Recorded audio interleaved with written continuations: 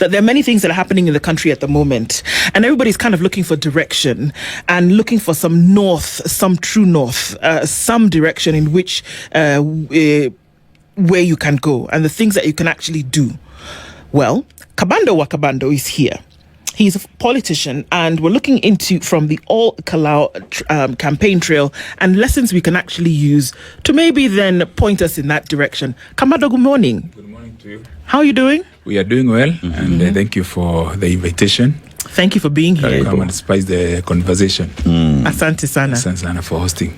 We're going to go into this conversation, but first, we would love to hear your interpretation of the proverb that Dennis has today. Today we're in Libya. And Libya is a country that when you think about it, you can't help but remember one Muammar Gaddafi.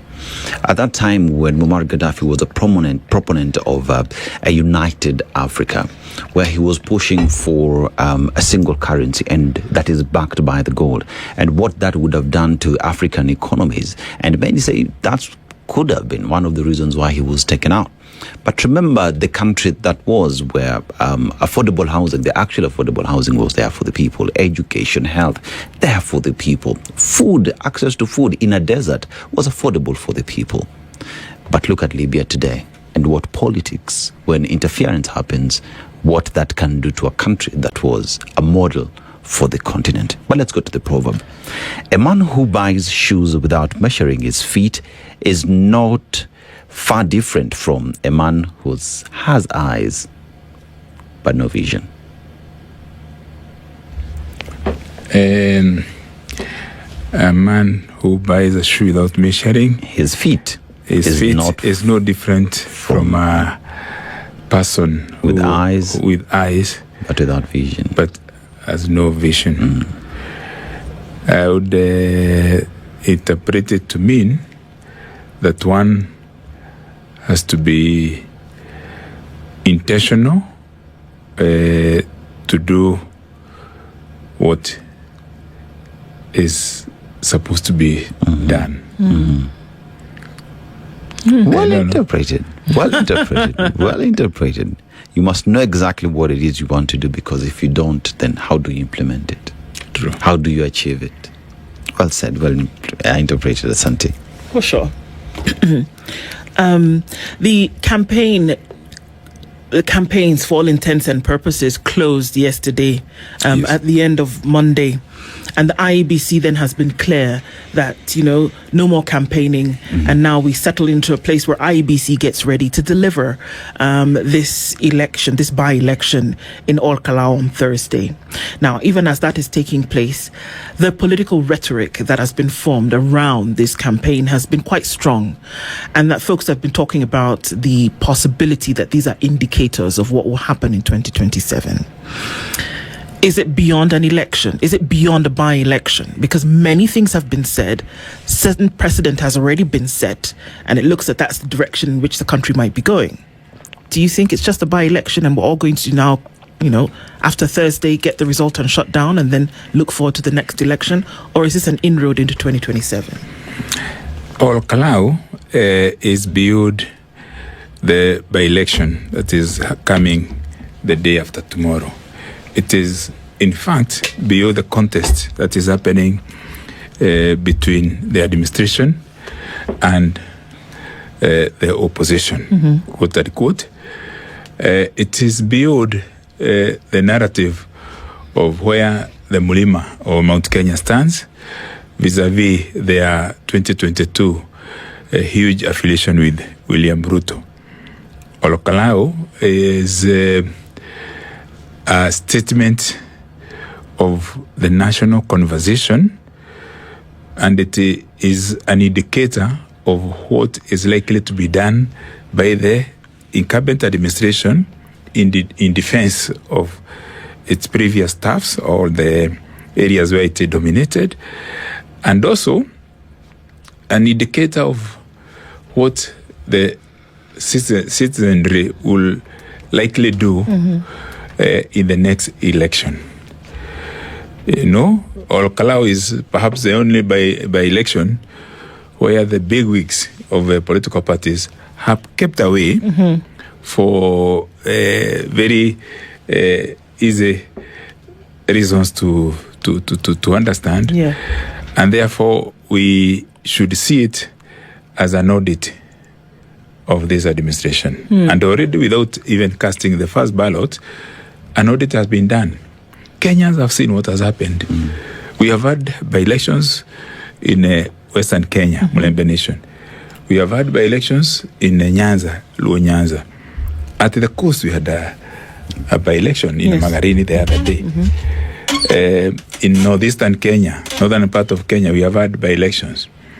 But no other area has what has been done by the UDA administration, specifically by the party leader of the Kenya Kwanza, William Ruto, in Ol-Kalou. I think it is a thinly veiled message that the administration has panicked. The government has stopped working. Every cabinet secretary is camping in Ol-Kalou. All members of parliament affiliated to the administration have been allocated millions. And I'm saying millions because it's something that we have seen. We have seen the national budget completely upset in order to fit into Ol-Kalou statement, even trying to create Lake Victoria within Ol-Kalou and delivering a boat. Even trying to dominate the priority that should be SGR to a single cabin trolley as a train in Ol-Kalou. So, in Ol-Kalou, we are seeing a different ball game because it's an audit of a panicky government, a government that is cornered, is marooned. It is very desperate. There have been a statement of severe desperation, I'm telling you. I may not have been there a longer time. There are people who have been camping there for the last 1 month or so. Yeah. But I've been there a few hours, a few days, and I had that opportunity to speak to the people. Also among the voters, there is an audit. You know, UD was born in Rorie ward of Ol-Kalou. Okay. Okay, that's where they got the first member of a legislature, an MCA in Rorie ward. And it is what gave impetus to the Ruto momentum within that particular area. The Abadeas and the mountainous villages. Now, we are back to Ol-Kalou. Nearly how many years? 30 years later? 30 years later. 30 years later, we are in Kipipiri. The famous headline of Taifa Leo. Moi Aoja, Pilipili, Kipipiri. Naye Ruto, tutajua Alhamisi. Lake ni lipi. Now, when I went there, I joined young people. Many people have been assigned. The infrastructure of the DCP party has assigned people police stations, and so you have people managing marshals. They are organized, organic with the people on the ground.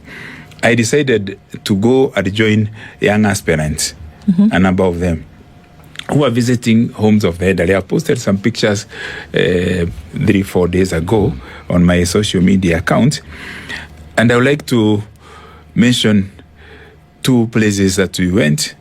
In an interior village. One home, we went to see an elderly lady who was, I think, the first to vote during the party nominations. Instead of us going to talk to the lady and convincing her, she received us with the stories on arrival in our homestead. And it was like teaching us and warning us what should do. She told us, I come from Teto, in a place called Gatito. My father is Mr. Home, near Kagoberi Girls. And so I know a lot of the stories about Mau Mau. I know the stories about multi-party democracy.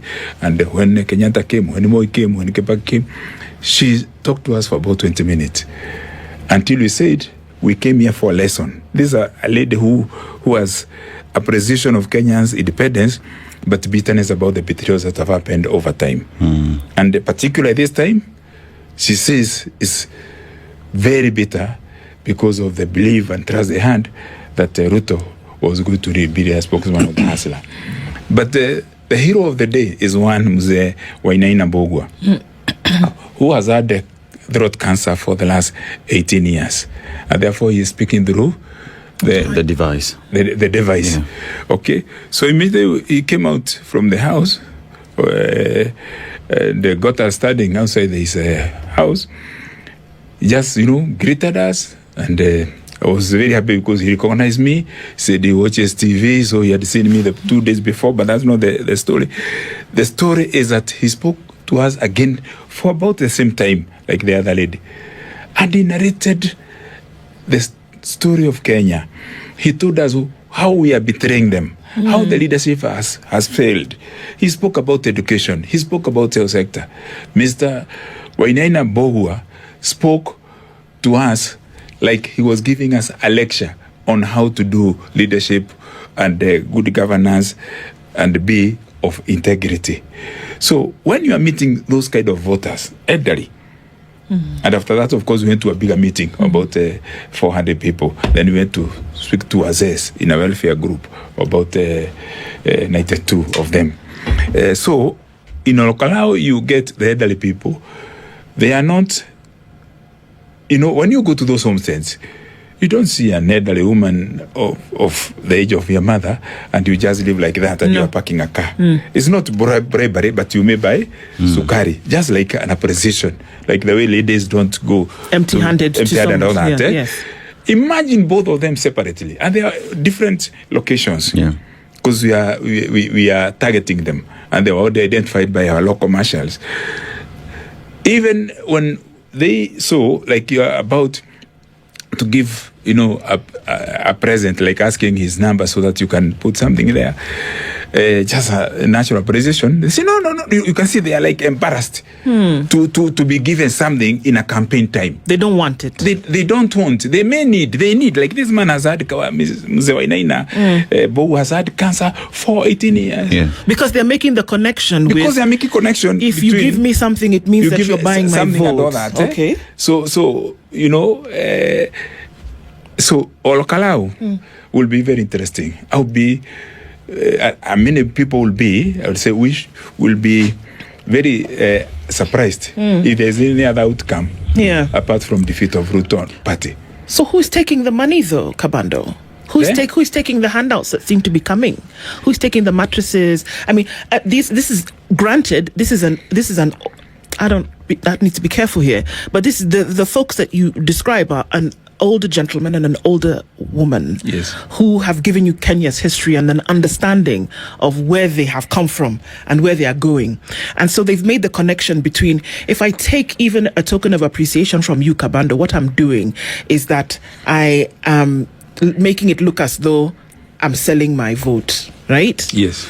But then there are folks in Ol-Kalou who are still whatever else is being offered, and it's not a token of appreciation, it's the flooding of Ol-Kalou with product and things that many argue should have been done through a proper governance structure anyway.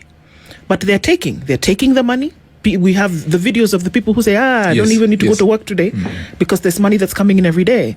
So is there a divergent view within Ol-Kalou about this that you mentioned? It's actually not exactly a divergent view.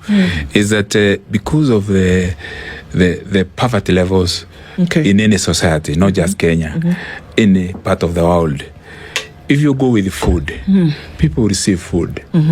Basic instinct is for basic survival. So I come to a neighborhood, I have a truck of sondas or bread. The natural thing will be like if you go to the streets of Nairobi, where you around, if you go to Jamia Mosque, there are people who are settled their lunch hour during prayers. Even if they are not begging, if you start there, they look upon you. So the natural instinct for any animal, including human, that when you drop forage, they'll eat even if the forage is dry. They didn't have another alternative. But the 4 years of economic starvation cannot be cured by a moment of campaign handout. Mm-hmm. And the audit for the administration is being done not just by the elite, but by those who are carrying the heaviest burden of the atrocities that are happening. In those villages of Ol-Kalou, when on my second day there, I saw people delivering the mattresses that are labeled GOK. As I speak, their mattresses that have been delivered to the JM Karaoke Memorial Hospital in truckloads. In fact, the gallant campaign coordinator there, John Medho, the senator for Nyandarua, Secretary General of DCP, was delivered. His homestead was delivered loads of those mattresses for them to be taken to JM Karaoke Memorial. As I speak, can ask your media on the ground. Because people are saying these are mattresses that are clearly designed for patients by their size, they are meant for hospital beds. Yes. So people are saying, if I use this mattress, it's like I'm a patient in a hospital. I've denied Kenyatta National Hospital or mattresses to my homestead. So it's like a curse. So many people are declining to put those mattresses inside their homes. Even for the gas, as much as it is a utility equipment, people are also saying, really, they have been made so quickly, delivered so quickly, we are being bribed to take gas. And this is from a president who said that gas will be costing 300 to 500 shillings, and it is still up to 3,000 shillings and above. So the desperation, the panicky atmosphere that is happening, where you have cascaded all cabinet secretaries. And by the way, even in parastatals, they have sent employees, particularly those in management, in parastatals who speak Kikuyu language. They have been compelled, coerced to go to Ol-Kalou and camp on the ground in order to campaign. So it is suffocating government performance and delivery of services because of this need. But you know what? The audit is coming. And the audit is that because of this government that has made 100, just a few years ago, we had 100% transition to high school. As we speak, Ol-Kalou knows and everyone else knows that 150,000 grade 10 pupils have not transited to school, from grade 9 to grade 10. They can see that. They can see many other things, including SHA happening. They can also see the militia dominance. You have seen what, and you know, how did these other nations fail? All nations in the world that are in war, including Sudan, started the way Kenya is starting. Police combining with criminal gangs in order to protect a regime that is cornered, a regime that is under siege. Slowly, the authorities, the civic agencies that have now been subdued, that have been oppressed, in order for them to lose legitimacy. If you talk about the IPOA, Independent Oversight Authority for the Police, if you talk about the Kenya National Commission on Human Rights, they are no longer speaking. If you talk about the control of budget is always being attacked. The Auditor General is always being attacked. Parliament is completely kaput. So people can see the degeneration to a militia state. And when those people become part of the system, in the police force, they can, in the local area, they can dominate the OCS, the officer commanding the station there, the officer in charge of the police division, the OCPD. Then they'll demand more blood. And when they demand more blood, they actually subjugate the state agencies. When they do that, they become illegal state operatives. And Kabando, yeah. all this is happening at a time when everybody can see what is happening. Yeah. I mean, you look at IEBC and even its response to, it's pretty much push from Wananchi on what is happening there, that we saw individuals getting fined. But that notwithstanding, it had perpetuated for a very, very long time. As we approach this audit that you say, what would you reckon is IEBC's role in ensuring that the election on ground reflects that which ought to be? I think without sounding alarmist, we need more than IEBC. Because IEBC, as we said this last time here, as currently constituted, is of surrogates, captives. People are criticizing IEBC as an institution, but we look at the composition of IEBC. One person who is the chair was actually recruited without going through the serious due process. But people said, okay, it's from Turkana. Okay, we even want to ignore that he is a proxy of an employee of Ruto at the State House, and he used to work with that employee in the county government of Turkana for 10 years. So people say, we want to ignore that, so that we want to build a nation of ethnic diversity, inclusivity. So we ignore that. Another member is known to have been one of the drivers of the National Youth Service scandals when he was working at the ministry. Again, people said, oh, he comes from a minority community in the north, and he has friends within Azimio, so, well, they can work, cross-cutting and all that. As currently constituted, IEBC will require a lot of pressure and oversight, besides very strong observer missions, very strong political party organizations, and for the election to happen competitively, those of us who are not within government will have to organize ourselves better, so that we minimize the chance. If a government sees the multitude of the coalition that has been built, and then it sees the massive interest of other institutions, including external. This is what we call even Friends of Kenya, to take a keen interest on what is happening. Because IEBC is captured, the police force is being dominated by the militia. That's a fact.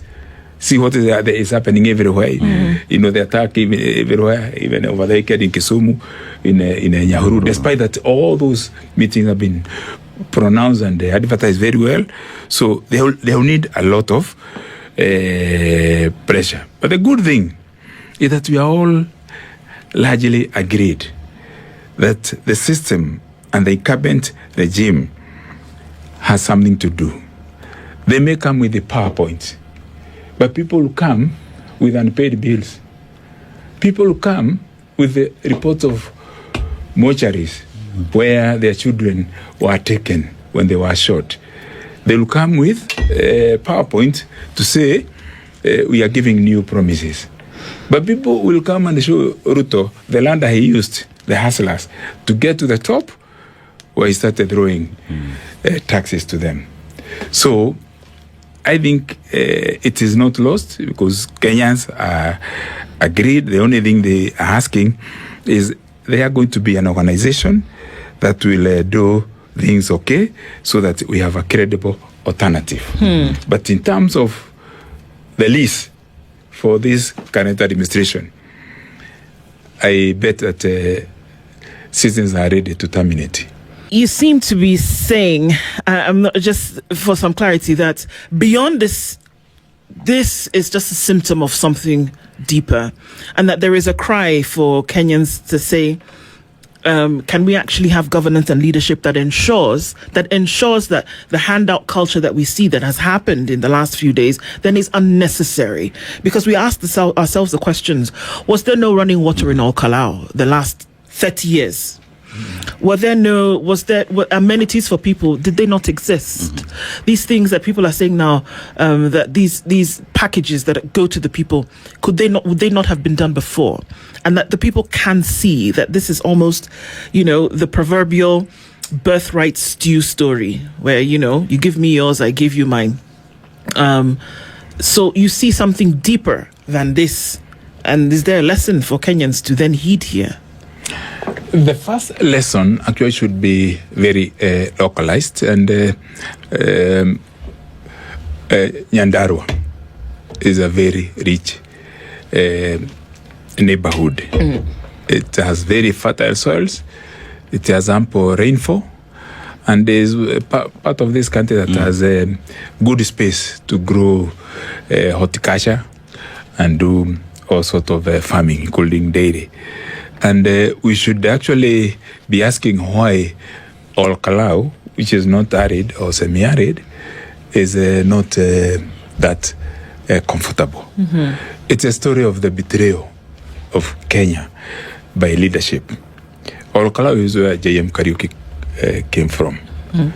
And, remember his famous call that Kenya should not become a nation of 10 millionaires and 10 million beggars. Yeah. In the interior part of Nyandarua, largely inaccessible.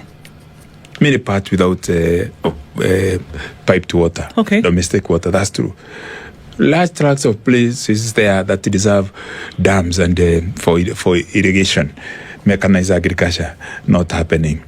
There has been a problem, not just in Ol-Kalou, but in the whole country of the Republic of Kenya. Therefore, the problems of Ol-Kalou cannot be lumped on one particular administration or individual. That I dare say. Because J.M. Kariuki was killed because he dared the domination of the state by those unfit and those who are insensitive to the needs of the people. The same that happened to Lama Pio Pinto, the freedom fighter, who was shot here in Parklands, or even Tom Mboya in 1969. Remember, Pinto was the first assassination in 1965, and Tom Mboya 69. J.M. attended, was the only person from Mount Kenya region to attend the funeral of of Tom Mboya at Rusinga Island. So, the question of impunity and corruption is a statement of why Kenya has lagged behind. The only difference between the previous administrations and this administration is that this is doing shameless robbery through deception, and not apologizing for it, not even pretending to do something, but really hypocritically engaging in acts that can even be discovered by a 5-year-old, that this is not the right way to go. And the contradiction of it is because Ruto came on the hallmark of the hustler, who is going to deal with the basic issues of the Mama Bogas, may I say Mama Warus. Ol-Kalou is known for Waru. Yeah. So, the bitterness with the people, the anger with the people, is that their hope has been robbed. And now, even without shame, is downloading the gluttony, the ravenous gluttony of his proxies, his sycophants, to the ground. The kind of campaign that has been done to Ol-Kalou is a clear evidence that this administration is not ready to let go. Unfortunately, our vanguard is the Constitution of Kenya. And things will happen. The lease is being terminated. The specimen of how termination will happen will be within the next 2 days on Thursday. Next year will be an avalanche of that termination. But we must be mature and good enough and patriotic enough to organize ourselves so that the takeover from Ruto will be a clear alternative with a clear charter on how to do things different.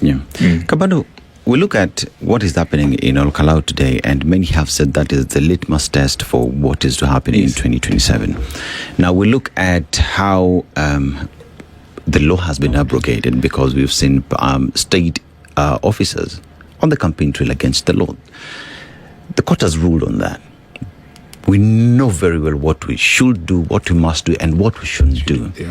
But that notwithstanding, then, you look at the people's response, whether you talk about Mbere, what happened in Mbere, Malava, would one reckon that the feeling on ground on how they feel and the change they need cuts across beyond even Ol-Kalou?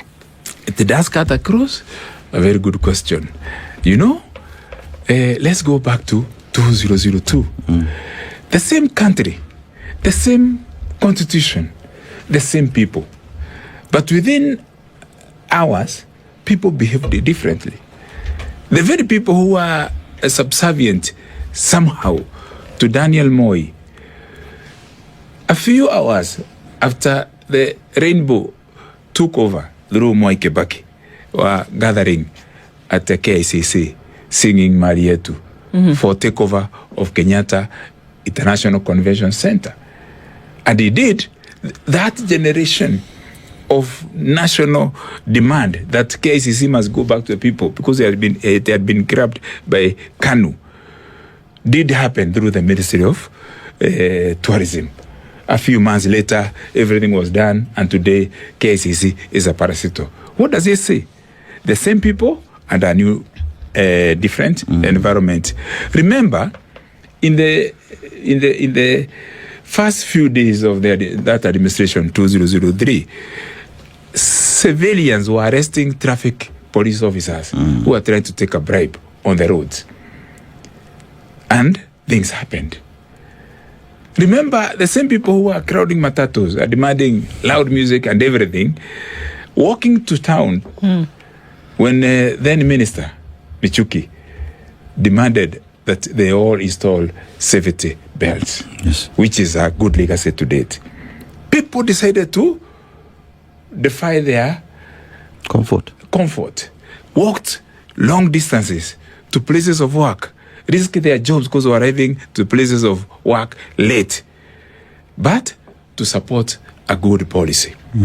Now, this administration, when people are seeking even to demand or protest non-violently for new policy, for better terms, for a good governance, what is the response? Subarus, bullet. When children in schools are asking, and when I talk about children, I'm talking about the youth of Kenya, they're asking for bread, they're asking for jobs, they're asking for just placement in colleges and universities. What are they getting? Bullets. Instead of bread, bullet. Instead of comfort of trekking with twigs and placards into a Subaru, abductions. So, what I know is that it takes daring or audacity for things to change. But when those things change, you remember, you see all these bypasses. I've used a bypass to arrive here. Otherwise, I would have come here at 10 instead of, I arrived here an hour before because of these eastern, northern, southern bypasses. When Raila Odinga was Minister for Roads, when he was demolishing those houses, he was said he was attacking the rich people who had built on government public land. So, if you do the right thing, people will be with you. Remember, in the first few months of Ruto administration, some of us were supporting him on when he was saying he's going to make sure everybody pay taxes, and he was saying, you know, I'm going to upset this system, I'm going to establish an inquiry to investigate on impunities. We agreed. But what happened? He targeted those who are corrupt. He enrolled them into his cabinet. He started seeking the so-called dynasties that was condemning. He brought them to their fold and started abrogating the constitution, breached every article of the constitution, appointing illegal advisors. You know, he said he is going to change the university funding model. Now, universities are collapsing. Those that are still standing by grace of God or by spectacular stewardship by the administrations, they are just fortunate. So, Yes, Kenyans the same. They will receive a bribery here. They will receive a handout here, whether it's in a Malava, whether it's in Kisumu. You will get a goon in Nyahururu. You will get a goon in Homa Bay. But it's because the fish is rotten from the head. It is because, as I said last time, the eloquence of empty plates and the eloquence of deception is in place, and the reign of statehood and the palace of the Republic of Kenya is occupied by the unfit. Another thing that has come into, and I've thought about this for a couple of days now, and really went into, as we look at the violence that we see, that seems to now be an element of wherever you are, politics. I look at rallies that started maybe 6 months ago. Yes. And in everything, there has either been the threat of violence or there has been actual violence. And it has exacerbated to the point that we see what we saw a couple of days ago in Kisumu and in Nyahururu. Violence is it's an old age tool of politics. It's been used for the longest time as a tool. But what it is doing now seems to be instilling fear in the hearts and minds of many. So two things happen. Number one, they don't come out. Yes. And number two, they do not speak up against the status quo because they are afraid. How do you see this playing out moving into the future, when at the same time we are saying that constitutionalism and the voice of the people must be the loudest? You know, let's first celebrate the veterans that have been vanguards of non-violent politics in this country.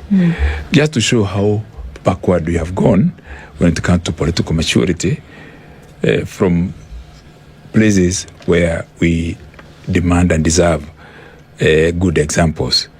You know, there was a time in this country when a tomboya would be a candidate here in a Kamukoji, dominated by the Gikuyu community, but you'd always defeat the Wanjegis.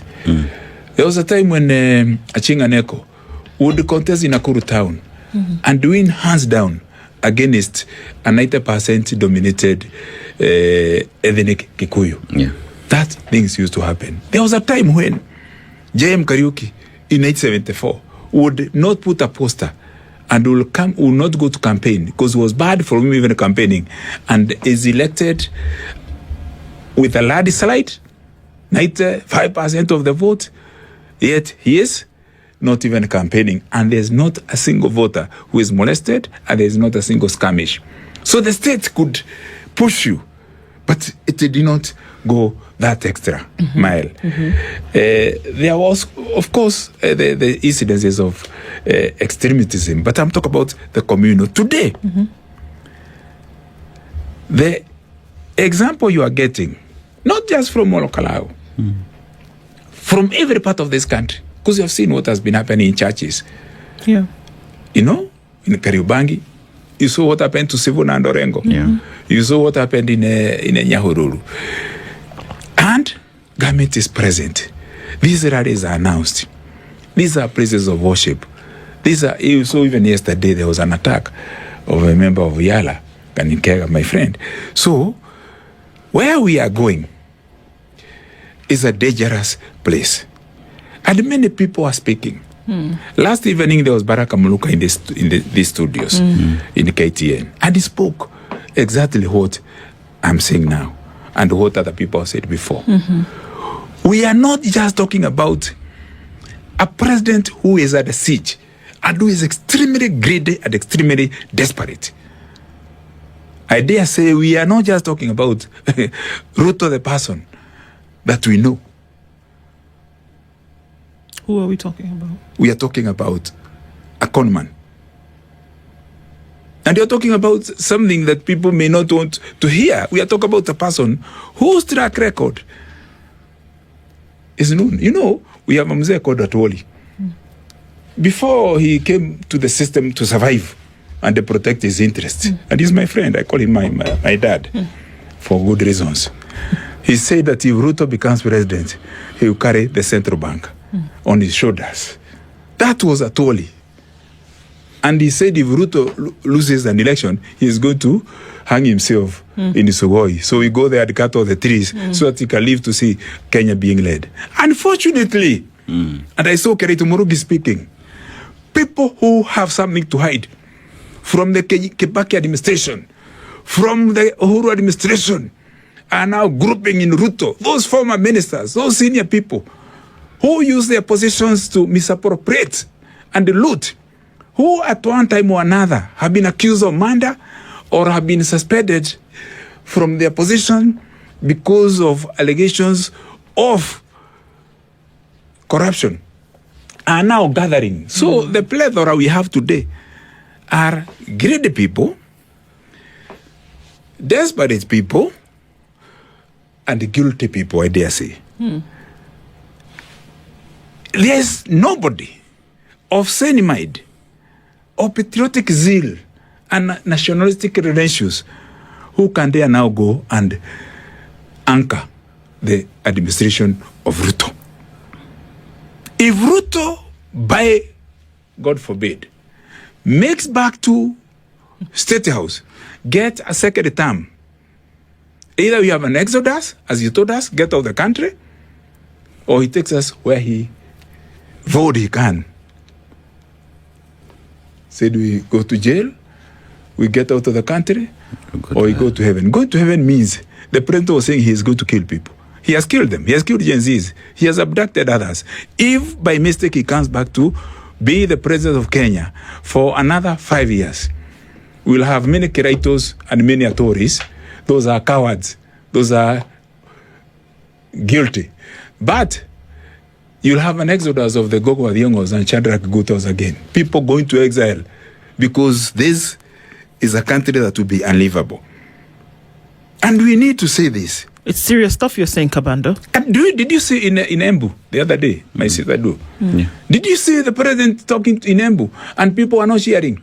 Until he got so desperate, he said, oh, you. He pointed to a man. I'm going to give you something so that you can give these people. At top of the vehicle. He has never alighted.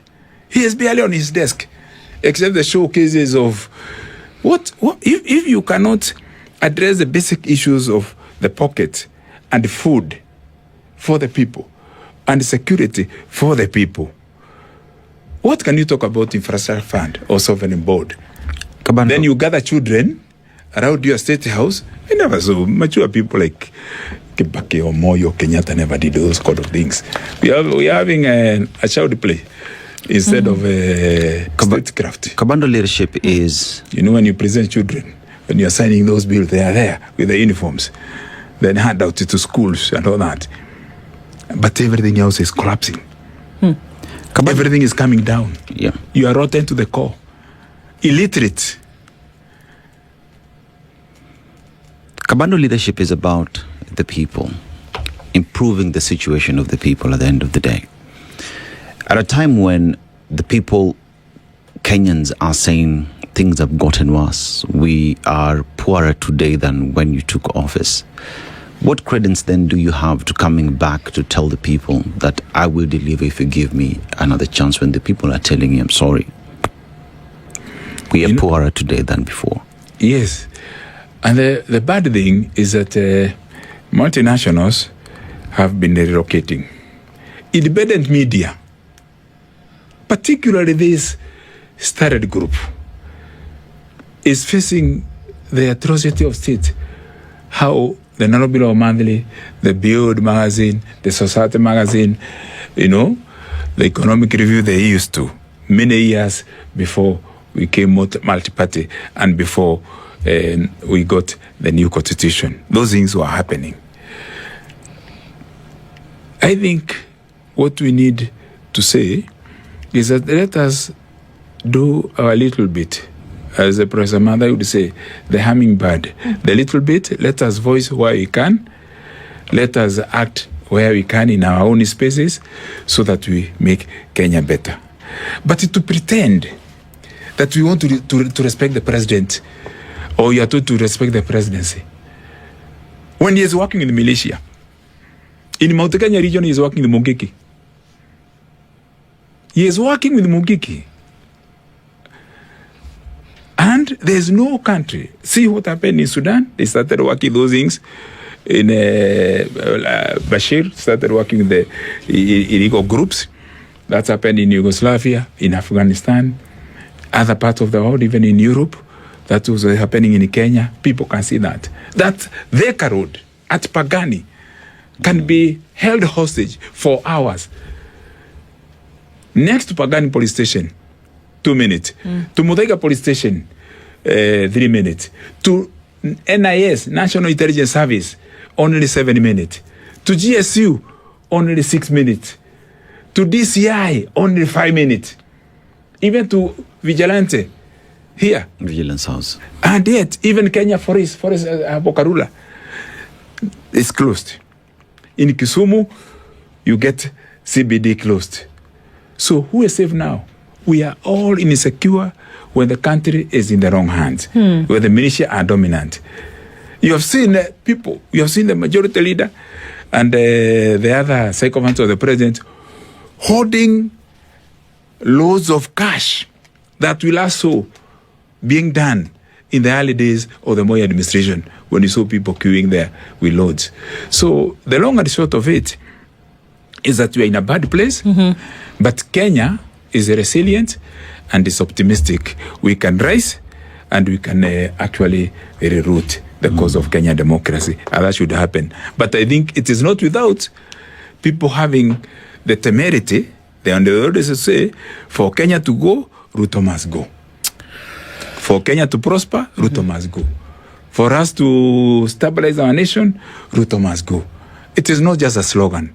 It is because Ruto is incompatible with sovereignty, the integrity, and the statehood of our republic. Kabando is politician. He's been here this morning, and the things that you've said, you've given that caveat many times that far be it from you to not speak the truth for fear of anything else. Thank you for being here with us this morning. Looking forward to more conversations with you, and of course, pushing this country in the right direction is what would be the desire for many. Thank you. Thank you very much for inviting me again. I really feel honored. All the best, and you are doing great work. Asante sana. Good morning.